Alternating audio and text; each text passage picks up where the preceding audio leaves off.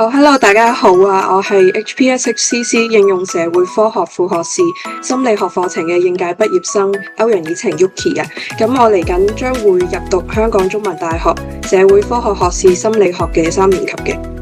咁首先我 Year One 就參加過2個主要嘅活動啦。第一個就係一個去保良局嘅小學做功課輔導嘅活動。咁我就會接觸到一啲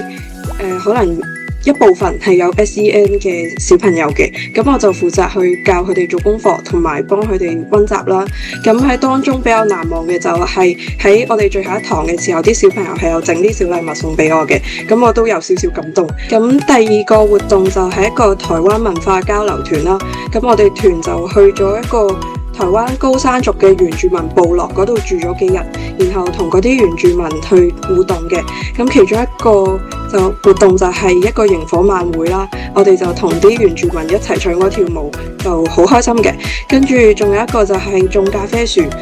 咁呢一啲嘅活動係我哋平時自己去旅行比較難體驗到嘅嘢啦。咁第3個就係一個暑期實習嘅活動啦，就係喺小學同埋幼稚園嗰度去擔任助教，協助一啲外籍老師主持佢哋嘅教學活動嘅。咁喺呢個過程當中，同外籍老師嘅全英文溝通交流呢，就令到我唔會再好似以前咁一講英文呢就好驚青或者好緊張啦。咁最後一個就係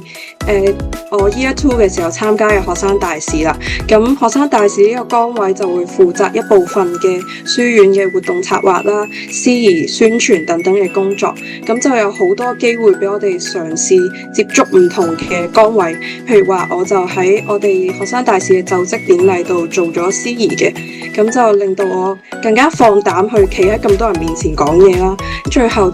我會非常之鼓勵大家多啲參加活動，同埋專注個過程多過個結果，因為我哋喺呢啲可能辛苦啊或者試錯嘅過程當中嘅得着，其實分分鐘係對我哋嘅未來比成績更加有幫助。